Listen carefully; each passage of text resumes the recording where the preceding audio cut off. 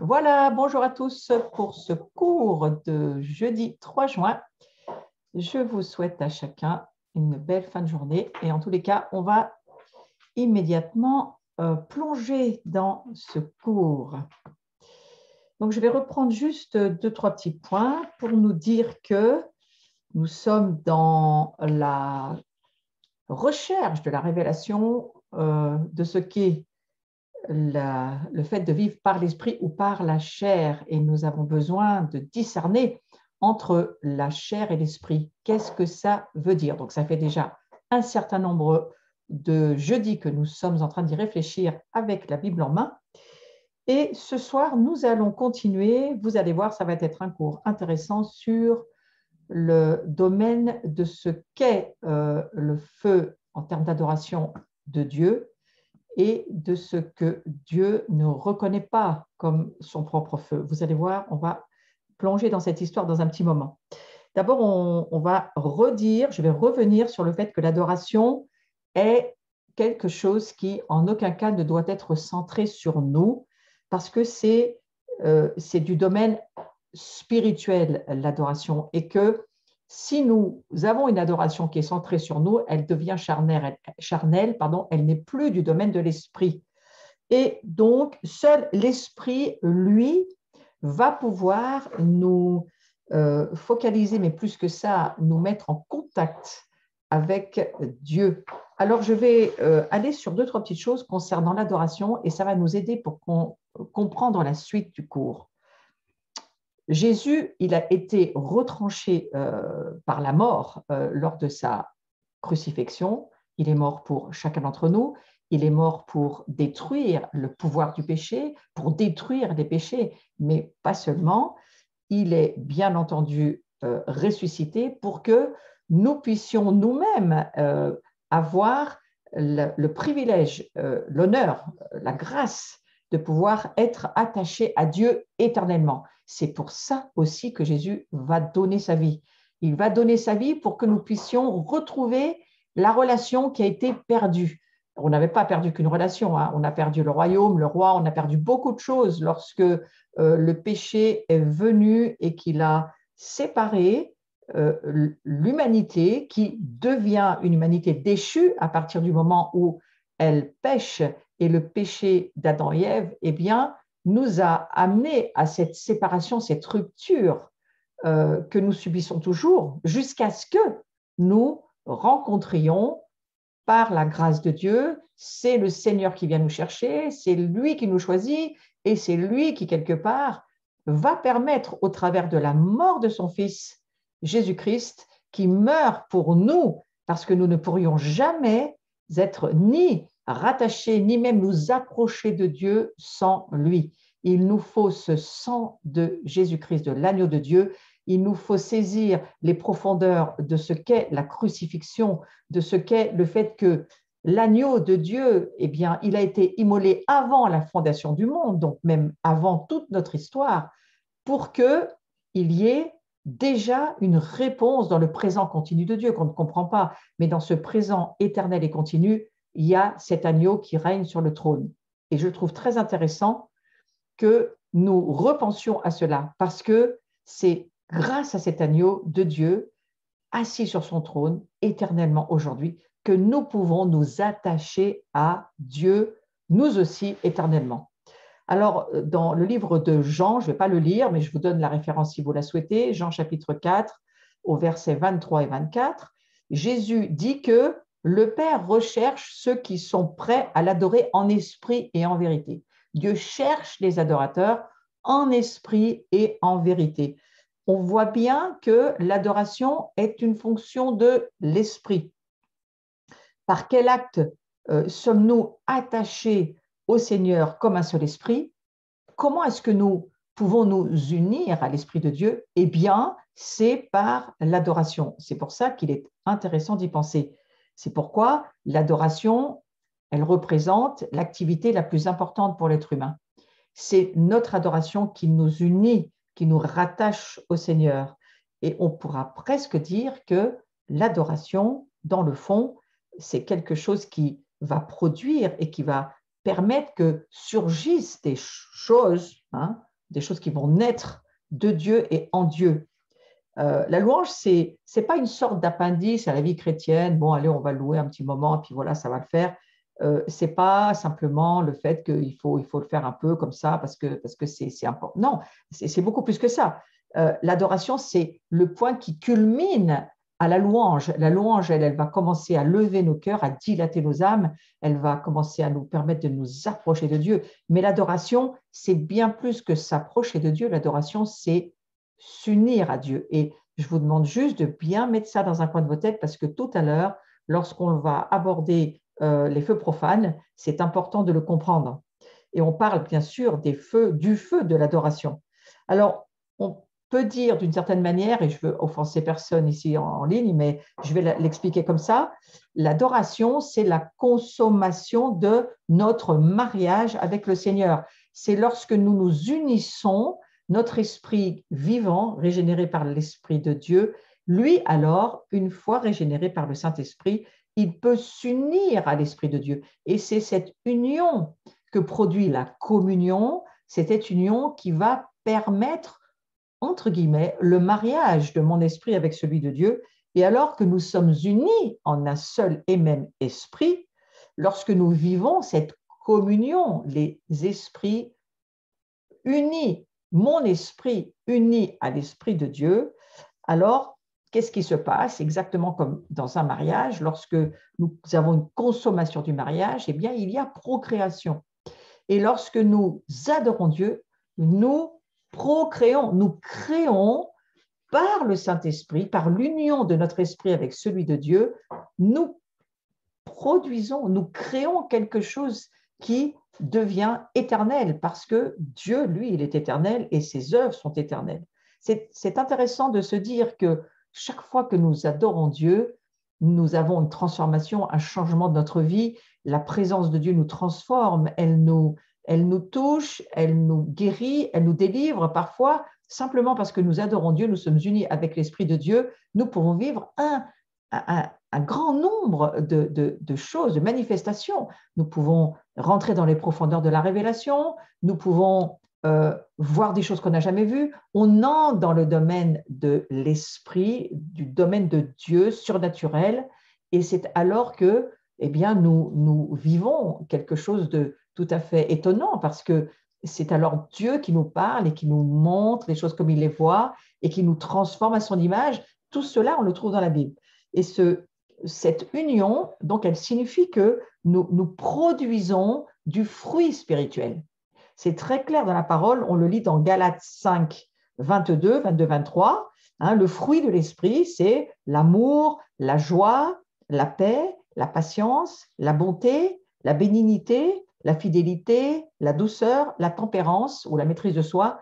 Toutes ces choses, elles se produisent alors que nous nous unissons à Dieu. Donc, si vous voulez voir votre vie changer, ce n'est pas seulement un coup d'étude biblique que vous allez voir votre vie changer, mais c'est surtout et par le fait que vous allez prendre du temps pour adorer Dieu, pour laisser votre esprit être uni avec l'Esprit de Dieu. Vous allez arriver à ce stade où vous êtes en Christ, en Dieu, et votre union, elle produit du changement, elle produit une transformation, elle produit un nouveau style de vie.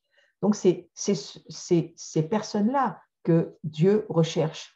Pourquoi? Parce que les adorateurs, qui sont des intercesseurs, qui sont des veilleurs, qui sont des prieurs, ils changent le monde, ils changent l'histoire, alors qu'ils vont commencer à être unis avec l'Esprit de Dieu, ils vont commencer à entendre Dieu, vont commencer à parler de la part de Dieu, à libérer des paroles, des visions, des images, libérer le gouvernement de Dieu au travers de nos bouches. C'est là où nous devenons des changements d'histoire, au travers de ce que nous vivons par le Saint-Esprit.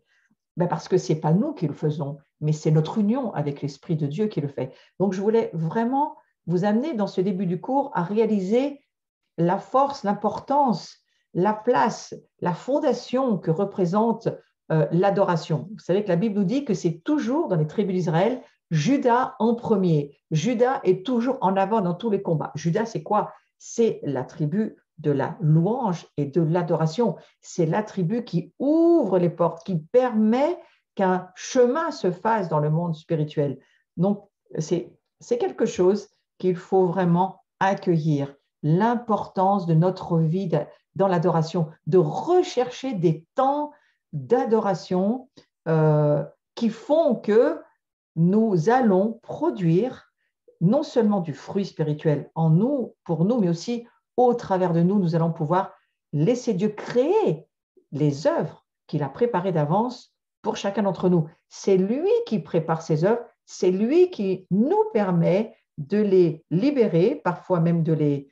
Vous savez, on peut commencer à entendre Dieu nous parler d'un projet, peut-être entrer même dans un de ses rêves, et puis on va finir par réaliser le rêve de Dieu qui devient le nôtre, parce que si c'est de Dieu, et si c'est ce qu'il veut, et si nous commençons à le prier, à le croire, à le pratiquer, ça va se faire. Donc, les gens qui produisent le genre de fruits cités dans le passage de Galates 5, 22, ils n'ont plus besoin d'être gouvernés par la loi. Pourquoi? Parce qu'ils ne sont plus sous la loi. Ils sont sous l'union que vit leur esprit avec l'esprit de Dieu. Et alors, ils sont sortis, on va dire, du mariage charnel que nous vivions, que nous étions avant, alors que nous étions sans Dieu, sans alliance, sans présence, sans Saint-Esprit, sans rien en fait. Alors que ces personnes-là dont nous faisions partie, alors qu'ils sont sortis de leur mariage charnel sous la loi, ces personnes, elles sont libres d'épouser Christ ressuscité par le Saint-Esprit. Et alors que nous épousons Christ ressuscité par le Saint-Esprit, nous produisons le fruit qui sera la conséquence de notre union avec Dieu. Donc, vous voyez, je vous parle de quelque chose d'extrêmement important. Je crois qu'il est temps que l'Église comprenne le genre de vie que Dieu lui a proposé. Dieu ne nous a jamais proposé de vivre sous l'esprit de la loi. La loi, non seulement, elle ne nous sauve pas, mais la loi n'est pas pour nous le style de vie qui doit être le nôtre, parce que nous sommes maintenant, alors que nous sommes unis à l'esprit de Christ, notre union commune, notre communion, l'alliance que nous vivons, que d'ailleurs Dieu tient pour nous, parce que c'est lui qui tient l'alliance, c'est pas nous, mais alors que nous vivons ce mariage d'amour avec le Seigneur, nous produisons. Donc, vous comprenez bien l'importance de la vie de l'esprit. Nous produisons ce que Dieu veut que nous produisions. Pas ce que nous voulons, mais ce que Dieu veut. Nous devons apprendre à écouter Dieu, à comprendre ce qu'il veut dans la saison dans laquelle nous sommes. Et nos saisons sont parfois très différentes les uns des autres, mais en termes de communauté, on peut tous être dans la même saison et tous contribuer à produire pour que, en termes de communauté locale ou quelle que soit l'œuvre à laquelle nous appartenons, nous puissions produire du fruit qui, bien entendu, c'est toujours un fruit qui est digne de la repentance, parce que nous devons bien comprendre que nous venons d'un monde déchu, mais aujourd'hui, nous épousons le ressuscité. Et c'est le ressuscité qui va nous permettre de procréer pour ce royaume qui est en nous. Ce royaume, il est en nous, il est vivant, il est réel. Les réalités invisibles sont en nous, et c'est au travers de ce que Dieu nous montre, des révélations que nous recevons, que nous pouvons ensuite, au temps de Dieu, lorsqu'il nous le dit, libérer ce qu'il veut que nous libérions. Que ce soit en termes, nous sommes dans un cours qui s'appelle Réveiller les guetteurs. Que font les guetteurs? Ils cherchent à entendre Dieu dans leur union spirituelle. Ils ne sont pas appelés à vivre depuis leur chair ni depuis leur âme. Vous comprenez bien aujourd'hui que c'est important de bien le saisir. Mais ils vivent, ces veilleurs, ces guetteurs, ces intercesseurs, ils vivent depuis leur union commune avec Christ et avec le Saint-Esprit et avec Dieu le Père. Et nous sommes unis en termes d'esprit avec l'Esprit de Dieu, et nous créons avec Dieu ce que Dieu veut faire. Donc, la clé de la vie chrétienne, vous le comprenez bien, ce n'est pas de faire des efforts pour plaire à qui que ce soit, Donc, nous ne sommes pas dans une culture de l'effort, nous sommes dans une culture de l'union, de la communion, de la recherche de cette vie spirituelle qui nous est proposée. Donc, c'est tout sauf le fait de vivre égocentré où le moi prend toute la place et où le moi dirige tout. Non, non, c'est une culture christocentrique où nous cherchons à connaître Christ. Vous savez, en parlant de connaître Christ, moi, je découvre Christ de jour en jour, de saison à saison, d'année en année. Et le Christ que je rencontre aujourd'hui, bien entendu, n'est pas le même Christ que j'ai connu il y a 5, 10, 15, 20 ans. J'évolue dans ce que le Seigneur me permet de voir de qui est le Christ, l'agneau de Dieu qui enlève le péché du monde, mais pas seulement, le lion de Juda, celui qui revient, celui qui rugit sur les nations, celui qui revient sur son cheval blanc, a une épée dans la bouche, les yeux avec du feu d'airain dans les yeux. C'est ce Christ-là que nous avons besoin de connaître, pas en termes cérébral, mais de connaître en termes d'union spirituelle. Lorsque nous sommes unis avec le Christ crucifié, nous descendons dans les chambres de douleur de ce Christ et nous pouvons même ressentir avec lui parfois les douleurs que lui-même ressent pour certaines personnes, pour certaines situations, pour certaines nations. Moi, je rentre du Liban et je peux vous dire que je ressentais que ce n'était pas seulement mes souffrances que je ressentais, mais je ressentais les souffrances de l'agneau de Dieu qui est mort pour tous ces Libanais qui aujourd'hui vivent une catastrophe économique et qui, sincèrement, ont besoin, pas seulement de nos prières, mais d'une aide de toutes sortes. Et moi, je ressentais en allant aider tous ces gens dans la mission dans laquelle j'étais il y a quelques jours, je pouvais ressentir que Jésus avait beaucoup plus mal que moi en voyant ces personnes-là.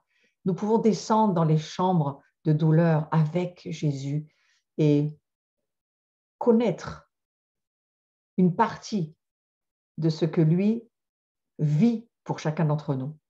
Il se réjouit avec ceux qui se réjouissent, mais il pleure avec ceux qui pleurent. Et c'est important pour nous en tant que veilleurs de pouvoir descendre dans les profondeurs de ce que l'agneau de Dieu vit. Je vous propose, parce que je souhaite le faire, j'ai mis sur ma chaîne ouvert, c'est gratuit, c'est pour tous ceux qui veulent. J'ai fait 2 enseignements.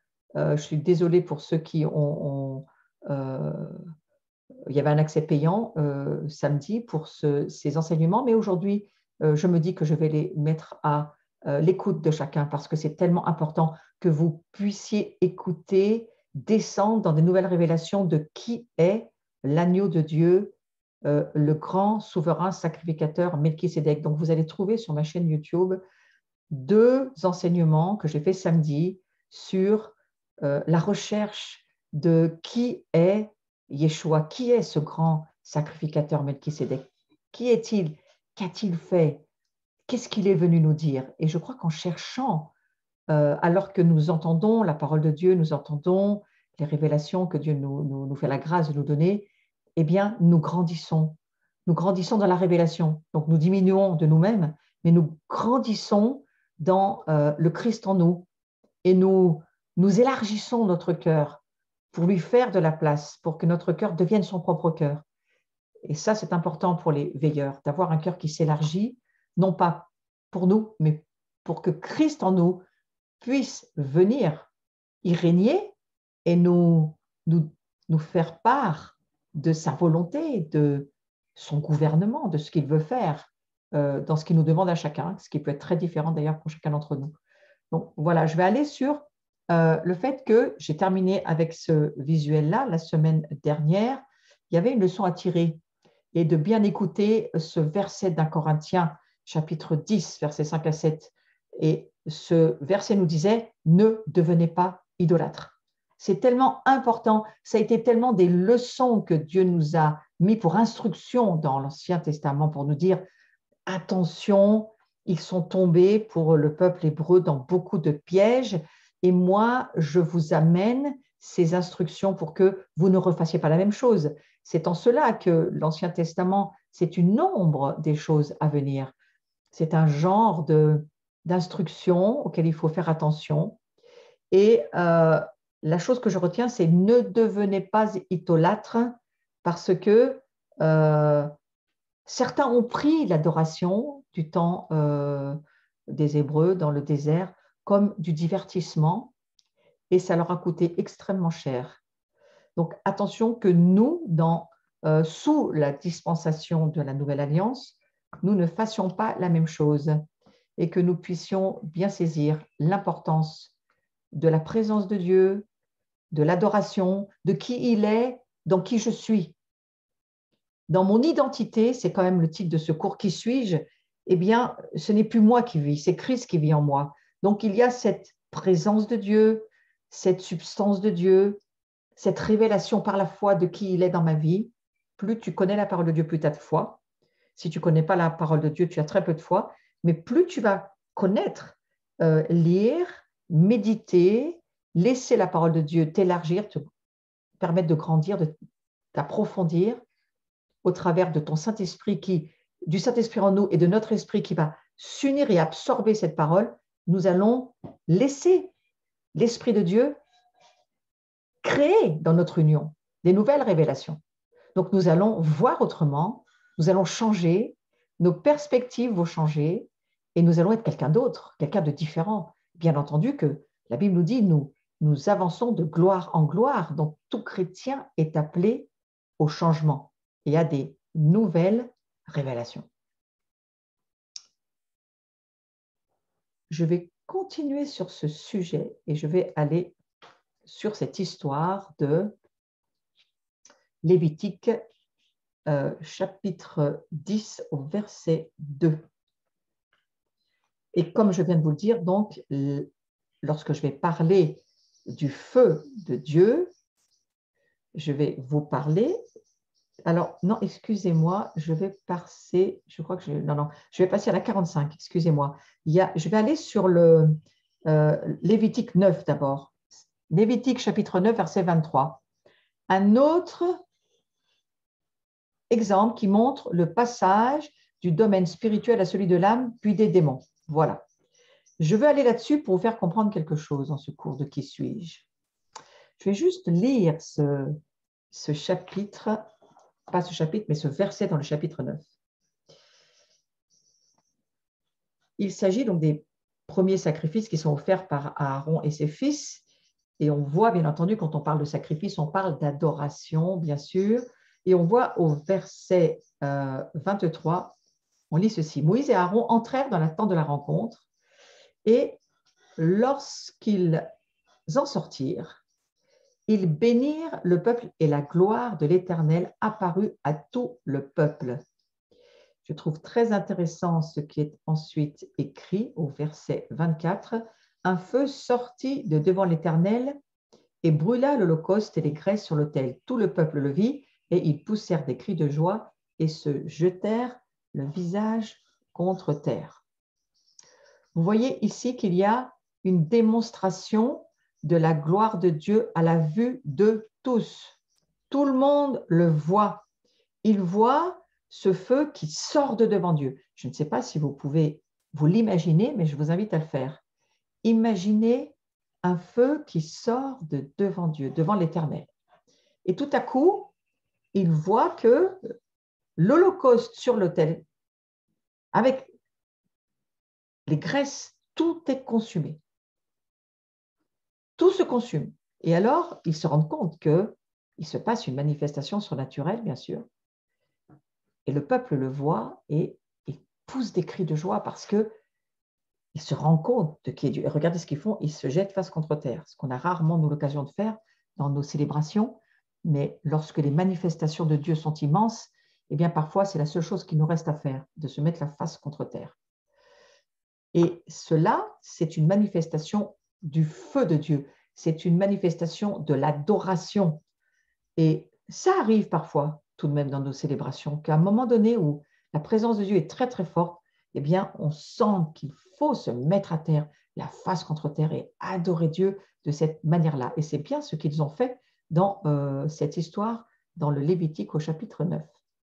Maintenant, vous allez voir qu'on va aller sur une autre partie de l'histoire. Nous allons aller dans Lévitique chapitre 10 au verset 2.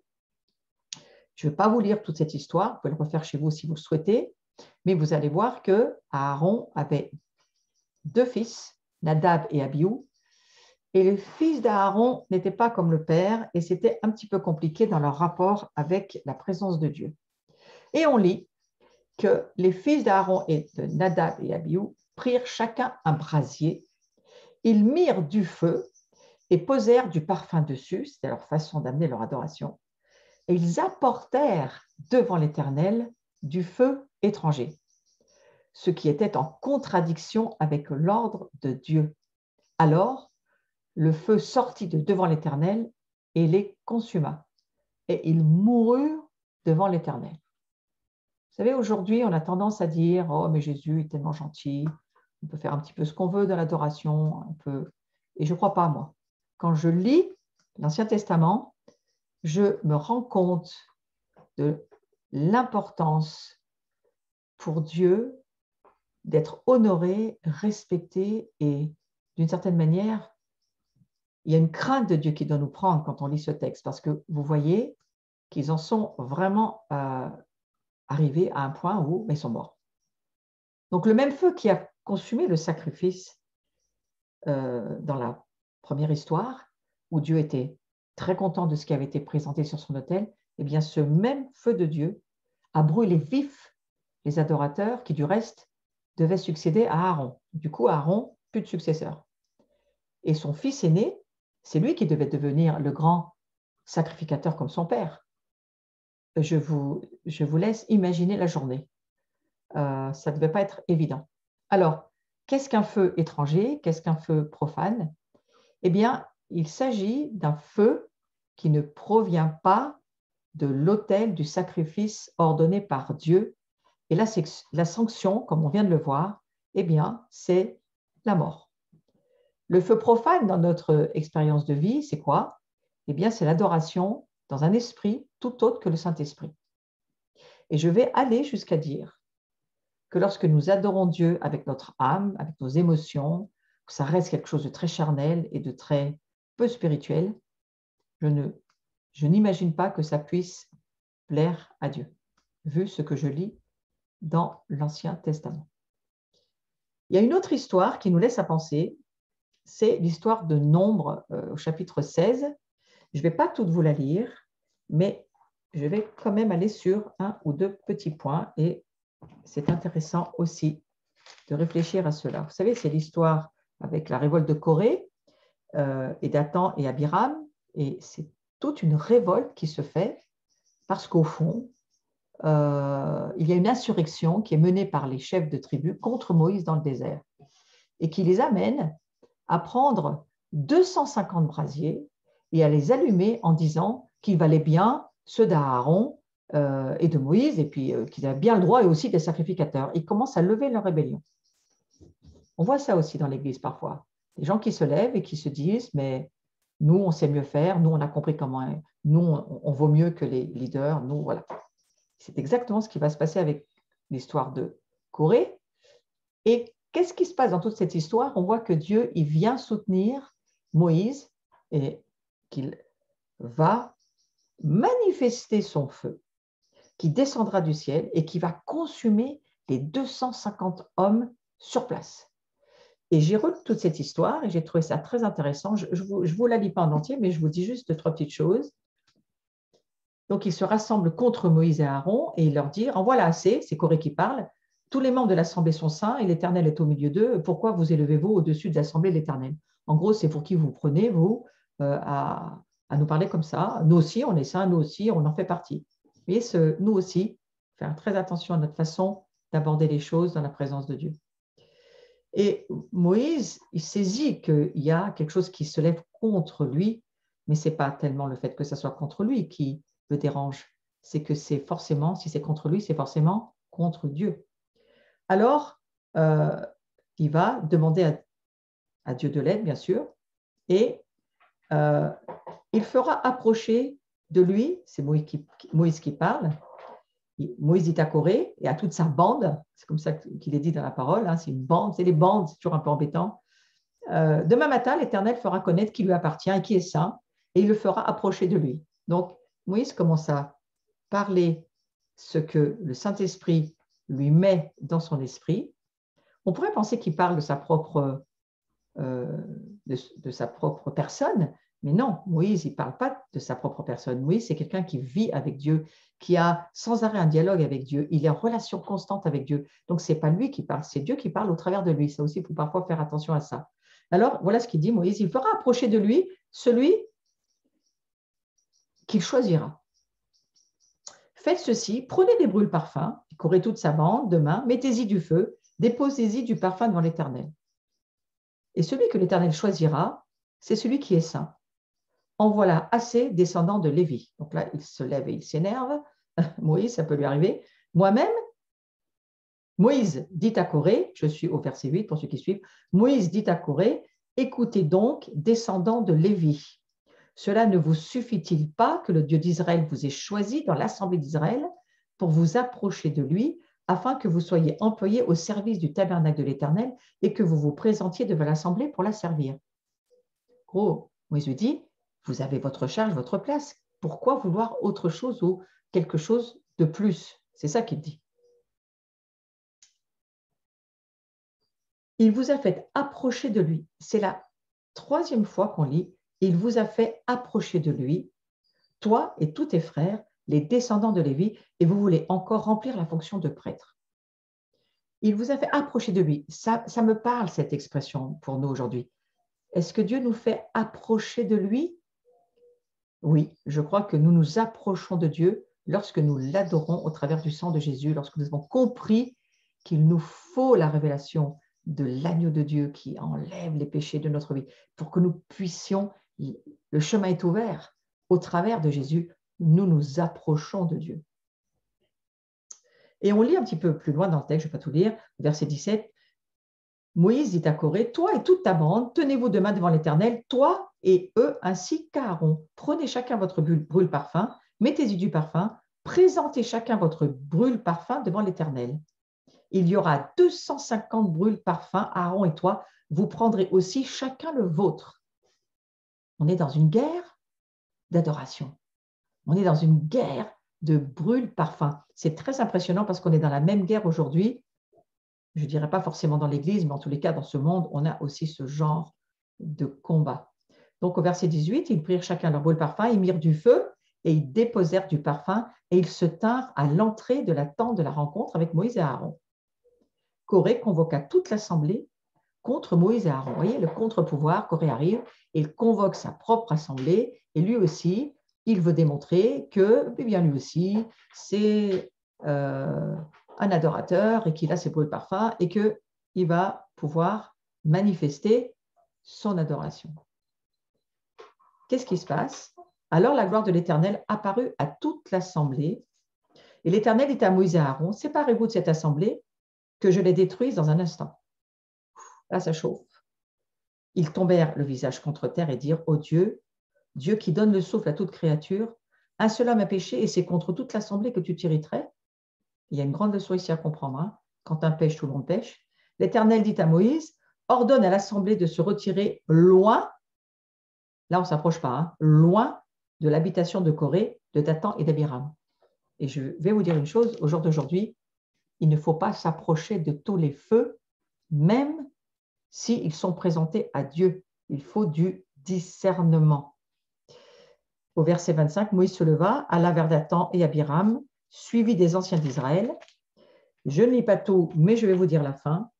Et finalement, il dira, éloignez-vous de la tente de ces méchants et ne touchez à rien de ce qui leur appartient, sinon vous seriez vous aussi supprimés à cause de tous leurs péchés. Nous arrivons aussi dans un temps aujourd'hui où il y a des choses pour lesquelles il ne faut pas s'approcher, des choses qu'il ne faut pas toucher, qu'il ne faut pas faire, avec lesquelles il ne faut pas vivre. C'est aussi pour ça que je voulais vous parler de ça dans ce cours sur qui suis-je. Nous avons besoin d'avoir du discernement. Et finalement, au verset 30, il est écrit en revanche, si l'Éternel accomplit un acte extraordinaire, si la terre s'en trouve pour les engloutir avec tout ce qui leur appartient et qu'ils descendent vivants dans le séjour des morts, vous saurez que ces gens méprisaient l'Éternel. Je vous rappelle qu'ils descendent vivants dans le séjour des morts. Si jamais vous n'étiez pas sûr, hein, que nous ne mourrons pas forcément lorsque nous allons dans le séjour des morts. Vous savez, l'enfer, c'est de vivre éternellement loin et hors de la présence de Dieu. Personne ne meurt en termes de « je n'existe plus ». C'est où vous vivez avec Dieu dans l'adoration, ou vous vivez loin de Dieu dans les enfers. Je vais finir avec le dernier verset qui dit ceci. Non, le 31, je vais dire. Il finissait de prononcer toutes ces paroles lorsque le sol se fendit sous eux, donc la chose arrive. Dieu montre son jugement, et finalement, au verset 35, un feu jaillit, venu de l'Éternel, et dévora les 250 hommes qui offraient le parfum. Donc, vous voyez qu'ils offrent leur adoration et qu'ils meurent en adorant soi-disant Dieu. Moi, c'est une chose qui me fait frémir aujourd'hui, mais qui me fait aussi réfléchir. Frères et sœurs, l'adoration, c'est quelque chose de sérieux, quelque chose qui nous parle de Dieu en termes de sainteté et de puissance. Et lorsque Christ meurt pour que Dieu vive en nous, c'est ce Dieu-là qui vit en nous. Ouais. Donc, bien entendu qu'il y a une leçon à sortir de cette histoire, on va la voir tout de suite. La leçon, c'est que chacun est responsable de ce que contient son brasier. C'est le visuel 48. Vous êtes responsable de l'état d'esprit dans lequel vous vous approchez de Dieu. Vous êtes responsable. Les jugements de Dieu sont souvent exemplaires. En d'autres termes, Dieu n'a pas jugé chaque ville où régnait l'homosexualité, mais Dieu a montré un exemple en faisant quoi? En jugeant Sodome et Gomorrhe. Et Dieu n'a pas changé d'avis. Donc vous voyez, on est responsable de ce que contient notre feu. On est responsable de ce que contient notre adoration. On est responsable de ce que contient notre brasier. Et on est responsable de l'état d'esprit dans lequel on s'approche de Dieu. C'est pourquoi il ne faut pas être un chrétien charnel. Le chrétien charnel qui fait mine d'adorer Dieu ne peut pas, tout simplement pas, être un adorateur. Parce que ce n'est pas par notre âme que nous adorons Dieu, c'est par notre esprit. Donc Ananias et Saphira, je vais finir avec ce petit exemple. Eux aussi, vous connaissez bien l'histoire, je ne vais pas la lire, mais ils ont tenté par leur offrande de tricher devant Dieu. Ça, c'est dans le livre des Actes. Et ils avaient une appréciation de Dieu particulière. Hein, ouais. Et même si tous les chrétiens ne meurent pas aujourd'hui de cette manière, parce qu'heureusement, si tout le monde devait être jugé de cette manière-là, alors on n'est pas dans le temps du jugement. Pas encore. Nous sommes dans le temps du salut. Mais le peuple de Dieu est amené à se juger lui-même avant que Dieu ne le juge. Donc, jugez-vous vous-même et cherchez à savoir et à connaître qui est ce Dieu qui vit en vous, quel est ce feu qui vit en vous et de quelle manière nous devons l'honorer, l'adorer, nous unir avec lui. Voilà, donc la démonstration du danger d'approcher de Dieu de cette manière, eh bien, je viens de vous l'expliquer, elle est faite avec ce qui s'appelle un feu profane. Donc, il nous est demandé de ne pas pratiquer ce genre d'adoration. Dans le visuel 49, Hébreux, chapitre 12, versets 28-29, nous allons le lire. C'est pourquoi, puisque nous recevons un royaume inébranlable, ayons de la reconnaissance.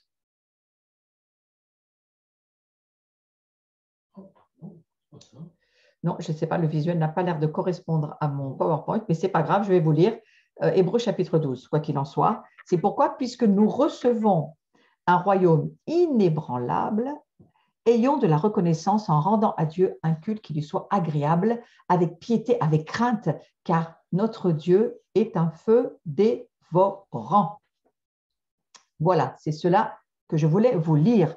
Dieu est un feu dévorant et ce n'est pas écrit dans l'Ancien Testament, c'est écrit dans le Nouveau Testament. Dieu est aussi un feu dévorant. Nous devons rester vigilants et de ne pas passer vers une manière de vivre qui vient du charnel, de l'âme.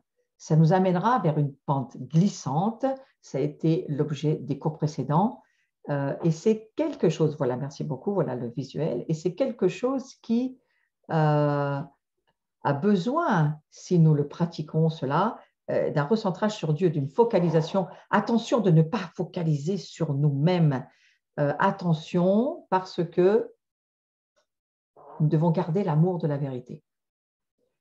Le sens de la révérence et de la crainte envers la sainteté de Dieu ne doit en aucun cas être remplacé par la frivolité, la désinvolture, qui ne sont en aucun cas bibliques.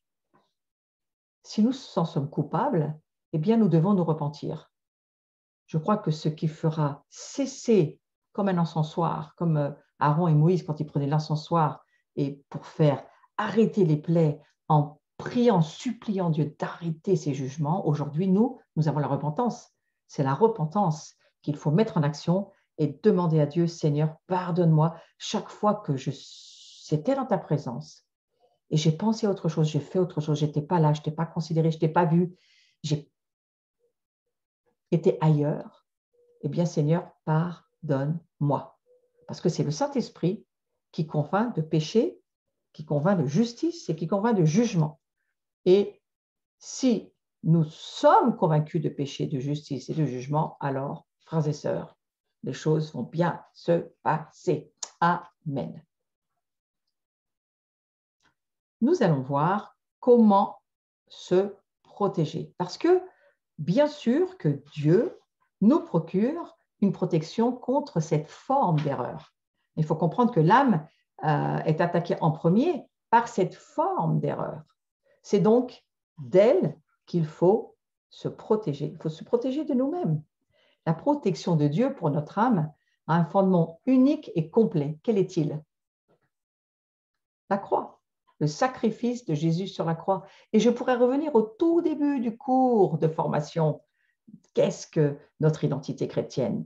Tout début des premiers cours, où j'explique que nous ne dépendons plus du premier Adam, mais nous dépendons du dernier Adam, qui s'appelle Jésus.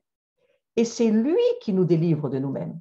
C'est lorsque nous comprenons que nous devons renoncer à nous-mêmes en termes de ne plus vivre à partir de notre âme, mais vivre depuis, par le fait que la croix nous amène l'agneau de Dieu et au travers de sa mort et de sa résurrection, alors je m'unis à lui par le Saint-Esprit alors que je suis devenue une nouvelle création. Mais je dois renoncer et laisser mourir cette vieille nature et cette chair qui ne doit en aucun cas diriger ma propre vie. Donc c'est la croix qui nous délivre. C'est la croix, c'est plus je vais marcher dans la révélation de la croix, plus je vais voir l'agneau de Dieu, ce qu'il a fait pour moi, ce qu'il est pour moi, et pas seulement l'agneau de Dieu, mais aussi le lion de Juda. Pas seulement le sacrifice, mais le grand souverain sacrificateur, Melchisédek, qui ouvre une nouvelle voie, un nouveau chemin, une route nouvelle, comme nous dira le livre des Hébreux, où lui passe en premier, la tête passe, le corps passera derrière, et qui nous amène à devenir son sacerdoce, cette race de Melchisédek, qui n'a ni commencement ni fin, c'est ce que nous devenons. Nous devenons ce qu'il est, mais nous ne pouvons le devenir que si nous renonçons à cette vieille vie, à ce monde, à ce moi, à cet égocentrisme que nous sommes sans Dieu. Nous devons considérer notre vieille nature comme morte, c'est ce que dira Paul. Considérez-vous comme mort et vivant pour Christ. C'est cela, notre protection. Nous nous protégeons de nous-mêmes lorsque nous voyons qui nous sommes aujourd'hui. Nous sommes sauvés par grâce. Nous sommes remplis de son esprit par grâce, d'un privilège que Dieu nous donne. Nous sommes aujourd'hui des fils et des filles de Dieu. Nous sommes des rois, des reines, des sacrificateurs. Nous apprenons le service. Nous sommes un royaume qui apprenons le service. Et en cela, nous nous protégeons de ce monde et de cette vieille nature que nous ne sommes plus du tout. Alors, on va lire Matthieu, chapitre 16, versets 24-25. « Si quelqu'un veut venir après moi, c'est ce dont je parle en ce moment, qu'il renonce à lui-même, qu'il se charge de sa croix. » Vous voyez, c'est ça, la clé, c'est la croix. C'est notre libération de notre vieille vie pour ne plus pécher. En tous les cas, pour pécher de moins en moins jusqu'à arriver à ne plus pécher. Je sais que c'est difficile de croire qu'on peut ne plus pécher, mais je crois qu'il faut garder ce niveau de foi, arriver à croire qu'un jour on ne péchera plus. En tous les cas, nous ne sommes plus des pécheurs, nous sommes des saints qui péchons encore, mais certainement de moins en moins. Et le verset dit ceci, « Qu'ils me suivent.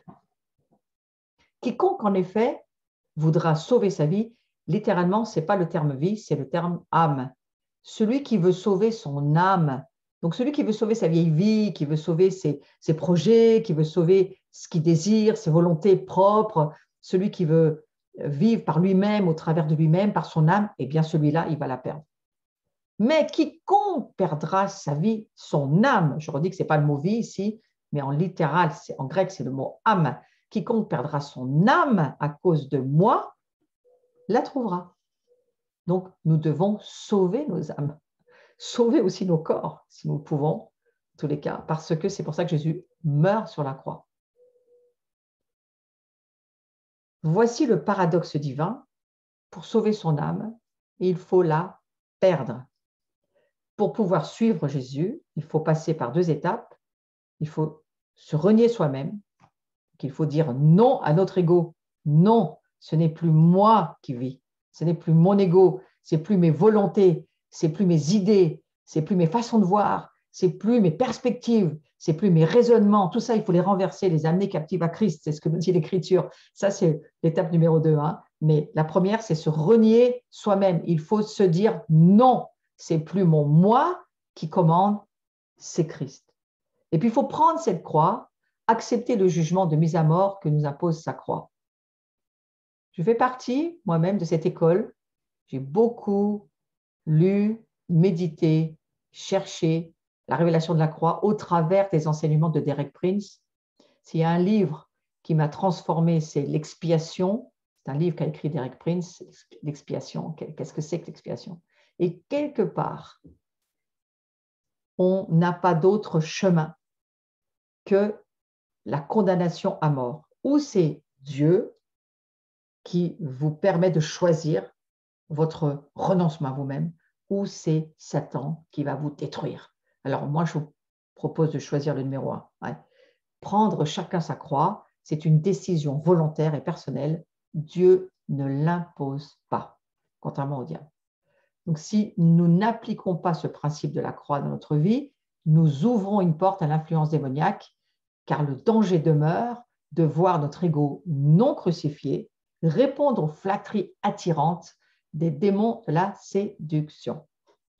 L'orgueil, c'est la sphère principale de notre caractère que cible Satan. Et la flatterie, c'est le levier de vitesse pour se frayer une entrée. Essayons de ne pas le pratiquer, cela. Donc, nous devons mettre en pratique et en application la croix dans notre vie. Je vous rappelle que c'est au passé composé, vous allez le voir sur le visuel. J'ai été crucifié avec Christ. Et si je vis, ce n'est plus moi qui vis, mais Christ qui vit en moi. Nous lisons cela dans Galates, chapitre 2, verset 20. Voilà, il va arriver, merci beaucoup. Ce n'est plus moi qui vis, c'est Christ qui vit en moi. Posons-nous honnêtement la question, suis-je vraiment mis à la croix avec Christ chaque jour de ma vie ou mes motivations sont-elles dirigées par mon égocentrisme et mon âme insoumise? C'est la seule solution que Dieu nous propose en tous les cas pour être protégés de la séduction et de l'erreur. C'est la seule solution. Nous devons renoncer à nous-mêmes, nous devons pratiquer la croix chaque jour, vivre dans le renoncement, le reniement de notre moi chaque jour. La chair ne se chasse pas, frères et sœurs, la chair se crucifie. Ne faites pas l'erreur de chasser des démons qui n'en sont pas. Dieu nous demande de crucifier, de nous considérer comme morts, donc de crucifier notre chair chaque jour. C'est une décision que nous devons prendre. Quand est-ce que ça va s'arrêter, ça? Jusqu'à ce que vous soyez vraiment mort dans la petite boîte en bois et que vous ne soyez plus de ce monde, vous aurez ce combat à faire. Je sais que ce n'est pas une très bonne nouvelle, mais c'est la vérité, donc je préfère vous la dire. Paul, l'apôtre, nous dévoile un modèle à suivre. C'est dans 1 Timothée que nous pouvons le lire. 1 Timothée chapitre 1 verset 16, mais il m'a été fait miséricorde afin qu'en moi, le premier, Jésus-Christ, montre toute sa patience pour servir d'exemple à ceux qui croiront en lui pour la vie éternelle. Donc, vous voyez qu'il est écrit, il m'a été fait miséricorde. Moi, j'entends que dans cette saison, nous devons descendre dans la révélation de la miséricorde de Dieu. Quand on se rend compte de qui était Paul et qu'on réfléchit d'où il vient et de ce qu'il est devenu, je suppose qu'il a eu une rencontre extraordinaire avec Dieu au travers de son face-à-face pendant l'aveuglement qui a été le sien lorsqu'il est tombé de son cheval à Damas et qu'il a été emmené 3 jours aveugle. Les écailles de ses yeux, dit la Bible, sont tombées. Donc c'est un homme qui a eu un appel extraordinaire et qui a, je crois, qui est passé du noir à la lumière. Il a vraiment une expérience extraordinaire, Paul.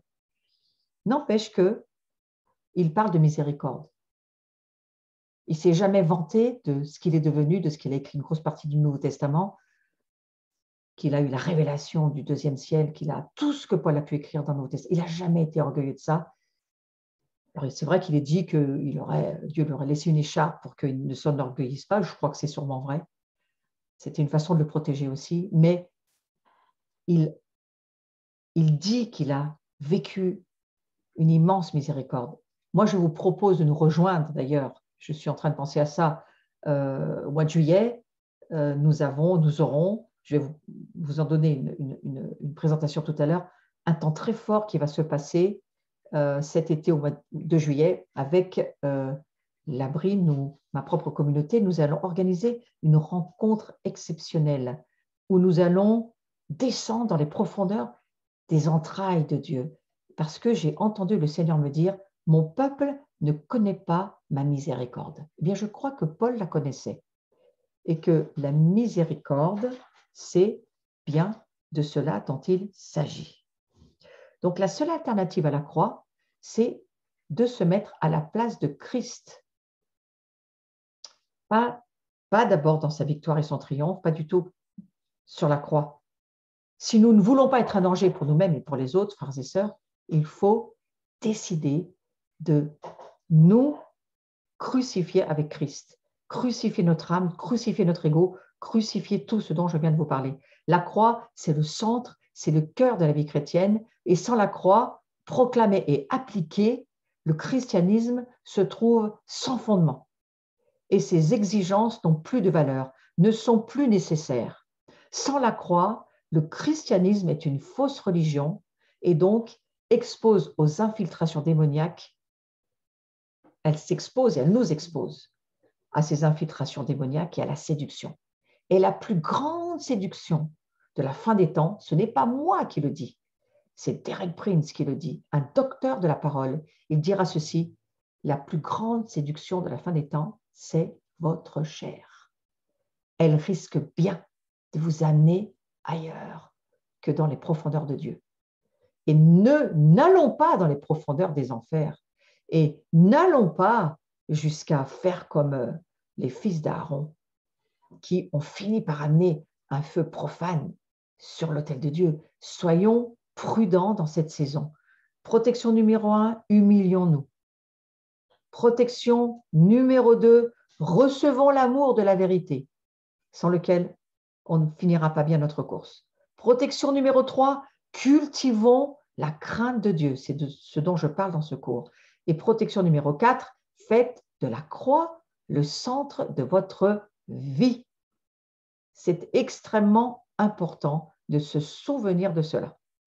Nous lisons dans Galates chapitre 6, verset 14, Paul qui dit ceci avec, je crois, beaucoup de profondeur, « Je ne me glorifierai de rien d'autre que de la croix de notre Seigneur Jésus-Christ, par qui le monde est crucifié pour moi, comme je le suis pour le monde. » Et je vais finir mon cours ici pour cette fois avec beaucoup de crainte de Dieu dans mon cœur. Seigneur, je prie pour que nous puissions faire de ta croix le fondement de notre vie, de notre révélation. De qui suis-je? Je ne suis rien sans cette croix et je ne comprends rien sans cette croix et je ne vois rien sans cette croix et sans la révélation de l'agneau de Dieu immolé bien avant la fondation du monde. Il était là, immolé. Et ce grand Yeshua HaMashiach, ce grand Melchisédek, qui s'est révélé à Abraham et qui se révélera ensuite de nouveau au monde entier par son incarnation, eh bien, ce grand souverain sacrificateur, aujourd'hui, vivant éternellement dans les cieux, il est l'agneau de Dieu, qui meurt pour nous, pour que nous puissions vivre de sa mort et de sa résurrection. Et je te remercie de l'imprimer dans nos esprits, de nous permettre d'être tellement reconnaissants et de te dire merci pour ce que tu as fait pour nous, parce que sans cela, nous ne pourrions pas être qui nous sommes aujourd'hui. C'est grâce à ton amour pour nous. C'est parce que le Père t'a demandé de nous sauver et de nous permettre de nous approcher de la montagne de Sion, comme c'est écrit dans le livre des Hébreux. Nous avons aujourd'hui une nouvelle route ouverte grâce à la croix, grâce à Jésus, grâce à son sang, grâce à sa vie et grâce à la puissance du Saint-Esprit. Nous pouvons vivre dans une vie de victoire parce que nous vivons depuis la victoire de Jésus et pas de la nôtre, bien entendu. Je te remercie, Seigneur, pour ce cours qui s'achève sur « Qui suis-je ?» et je te remercie de ce que nous allons pouvoir vivre avec toi de plus en plus sur ce chemin de la révélation de la croix. Amen à chacun. Ne quittez pas, ne partez pas tout de suite. J'aimerais vous proposer de regarder cette petite vidéo à laquelle je vous invite cet été et regardez-la avec moi.